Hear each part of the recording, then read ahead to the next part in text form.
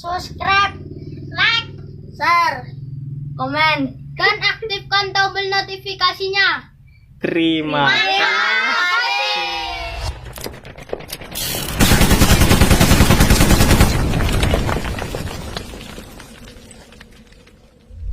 Assalamualaikum warahmatullahi wabarakatuh. Hari ini kita akan membahas tentang 3 komponen penting ya pada handphone, yaitu CPU, IC power, dan eMMC. Ketiga komponen ini bisa membuat handphone mati total. Jadi ketiga komponen ini wajib normal, wajib ada, dan wajib diperhatikan ya. Dan pembahasan ini adalah pembahasan yang sederhana dan ringkas. Jadi tonton video ini sampai habis agar kalian mudah memahami ya, jangan diloncat-loncat. Oke. Yang pertama adalah tugas masing-masing dari komponen ini, yaitu yang pertama IC power. IC power ini berguna untuk mensuplai daya, mensuplai seluruh tegangan kepada seluruh komponen pada HP.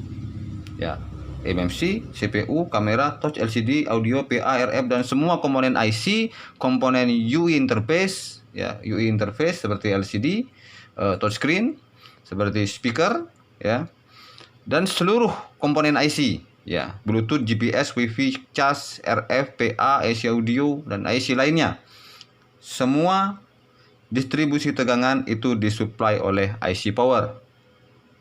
CPU pun sama, juga disuplai oleh IC power, dan eMMC juga disuplai oleh IC power. Sedangkan tugas CPU adalah mengeksekusi atau memerintahkan ya, atau menyuruh atau menerima data ya dari seluruh komponen ini. Jadi touchscreen ketika kita sentuh mengirim data ke CPU, menerima data, diproses ya. Dan juga CPU ketika menerima perintah dari touchscreen ya untuk memerintahkan LCD untuk bergerak ya, diproses, diperintahkan LCD bergerak ya. Jadi seluruh proses perintah, eksekusi, penghitungan semua dilakukan oleh CPU. Seluruh, tidak ada komponen HP yang tidak diperintah oleh CPU. Ya, semua diperintah oleh CPU, termasuk backlight, termasuk suara yang keluar atau suara yang masuk, mic ya, mikrofon atau speaker, itu semua diperintah oleh CPU walaupun melalui IC audio ya. Jadi IC audio memerintahkan speaker, IC audio diperintahkan oleh CPU. Jadi perintah pertama itu dilaksanakan oleh CPU. Oke. Ini adalah komandan ya, komandan pada handphone ya. Dan eMMC ya, ini saya bagi dua, ada flash dan ada RAM. Ini bertugas untuk menyimpan data atau memberikan data. Oke. CPU memberikan data ke eMMC, disimpan ya. Dan CPU meminta data ke eMMC ya.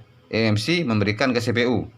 Jadi komunikasi antara eMMC ini hanya komunikasi antara CPU dan eMMC ya. Mereka tidak berkomunikasi loncat. Jadi eMMC tidak berkomunikasi langsung ke RF, tidak mungkin ya. Walaupun kamera ini disimpan ke eMMC ya, tetapi kamera ini tetap melalui CPU lalu eMMC ya. Jadi tidak langsung kamera ini ke eMMC ya, tidak langsung disimpan, diproses dulu. Jadi eMMC ini bertugas untuk menyimpan data permanen ya, atau menyimpan data temporari ya. RAM untuk menyimpan data temporari atau data sementara. Data flash, data operating system atau data pengguna ya, data user ya. Ini kegunaan dari eMMC. Oke, di sini ada garis warna kuning dan warna merah, kuning dan merah. Warna merah ini melambangkan jalur power atau jalur distribusi tegangan. Ya, dan jalur kuning melambangkan jalur komunikasi data. Ya. Jalur komunikasi data antara CPU dan beberapa komponen IC atau beberapa komponen user interface, beberapa komponen IC lainnya, IC power atau eMMC ini berkomunikasi melalui macam-macam protokol ya. Tetapi yang umum adalah menggunakan protokol I2C, SPI, SD, paralel dan serial, sinkron atau asinkron ya. Jadi nanti kita pelajari tentang metode komunikasi ini ya. Sudah saya siapkan videonya. Dan jalur merah, yes, jalur merah. Jalur merah ini melambangkan jalur tegangan yang dikeluarkan oleh IC power ya.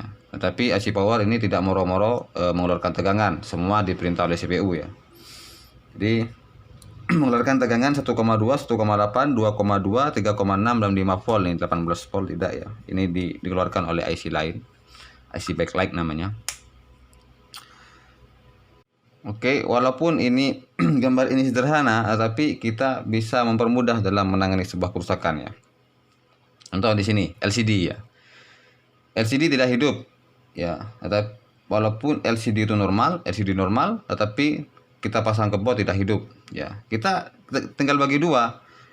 Kita periksa jalur tegangan dan jalur komunikasi. Kan kira-kira seperti itu. Jadi periksa tegangannya, apakah tegangan VCC-nya ada, tegangan tegangan 1,2, 1,8 atau tegangan yang dibutuhkan oleh LCD ya. Jadi setiap LCD itu membutuhkan tegangan yang berbeda-beda ya. Jadi tergantung dari skema ya. Kita periksa dulu tegangannya, ada atau tidak ya. Jika tidak ada ya, kita adakan dulu ya. Ya, kita cari tegangannya putus atau gimana, atau memang IC power tidak mengeluarkan tegangan ya. Seperti itu. Jika tegangan ada tetapi LCD tidak hidup, kita tinggal periksa jalur komunikasi antara CPU dan LCD ya. Bisa komunikasi itu SPI, SD atau I2C ya. Kita tinggal lihat skemanya ya. Jadi kita lebih mudah nanti seperti itu. Sama halnya dengan seluruh IC atau seluruh komponen ya. Jika dipastikan part itu normal atau IC itu normal, dipastikan dan tidak hidup, kita periksa jalur tegangannya dulu. Kalau oke ada, kita periksa jalur komunikasi datanya. Apakah jalur komunikasi antara CPU dan IC tersebut itu sampai atau tidak, atau terputus atau tidak ya, atau ada gangguan atau tidak ya, kira-kira seperti itu. Sama halnya dengan eMMC ya. Walaupun di sini ini menggunakan protokol SD mode ya. Ya jadi ada clock, ada data 1. Oh, apa ini ya? Banyak ini. Close dulu. Maaf, data tidak dimatikan ya.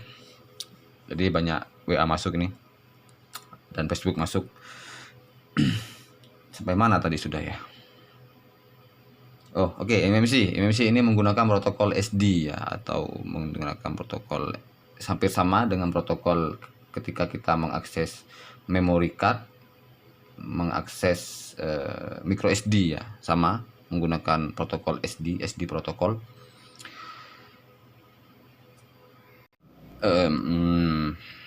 SD protokol ya, ada jalur clock ya. Walaupun ini ada dua ya, kita eMMC, CPU ke eMMC ini ke flash ini menggunakan satu garis. Ini sesungguhnya mempermudah saja. Ini banyak garis ya, banyak jalur. Ada jalur clock, ada jalur CMD, ada jalur data 1 sampai data 0 sampai data 7 ya. Data 7 clock, CMD. Ada 9 jalur komunikasi data. Ya. Dan untuk powernya ada VCC dan VCCQ ya. Jadi ada 11 jalur ya untuk menghidupkan eMMC, atau 11 jalan ya, untuk menghidupkan eMMC. Jadi salah satu jalur ya, jalur data, katakanlah jalur data 4 putus, eMMC tidak akan bisa hidup ya. Oke, bagaimana ciri-ciri kerusakan pada ketiga buah komponen ini ya? IC CPU, IC power dan eMMC. Ya, untuk IC power kerusakan paling umum adalah IC-nya itu panas. IC-nya itu panas dan HP mati ya. ada short internal. Ya, ada short internal pada IC power ya. Dan CPU itu biasanya ampere gantung ya, atau mandek, tidak naik sama sekali, tidak naik dan tidak turun. Sama juga IC power juga seperti itu. Tetapi bedanya kalau kerusakan pada CPU biasanya itu masih arus itu ada yang masuk ya, arus itu ada yang masuk. Tapi kalau IC power kerusakannya walaupun kita pencet tombol power tidak ada arus yang masuk ya. Ya, itu perbedaan yang cukup umum ya, tetapi itu tidak terlalu bisa dijadikan bukti gitu. Karena memang kerusakan CPU dan IC power ini hampir sama ya, hampir mirip pada beberapa handphone. Ya, tinggal kita jeli saja. Nanti kita bahaslah tentang CPU dan IC power ini, bagaimana cara membedakan ya. Karena dibutuhkan pembahasan yang sangat panjang gitu sih, panjang. Sedangkan untuk eMMC ini cukup mudah ya. Walaupun HP itu mati total, jika hanya eMMC-nya rusak, ya CPU dan IC power ini normal, kita colokkan ke komputer, ya HP itu terdetek ya, terdetek bootloadernya, terdetek nama CPU-nya, jika Qualcomm terdetek Qualcomm, atau MediaTek jika itu MediaTek atau CPU lainnya. Jadi untuk kerusakan eMMC ini cukup mudah ya. Jadi tinggal colok komputer, jika deng ya detect CPU, IC power, tidak ada masalah ya. Kira-kira seperti itu. Oke, terima kasih telah menonton. Assalamualaikum warahmatullahi wabarakatuh. Terima kasih sudah like video ini. Jangan lupa subscribe, like, share, komen, dan aktifkan tombol notifikasinya. Terima Terima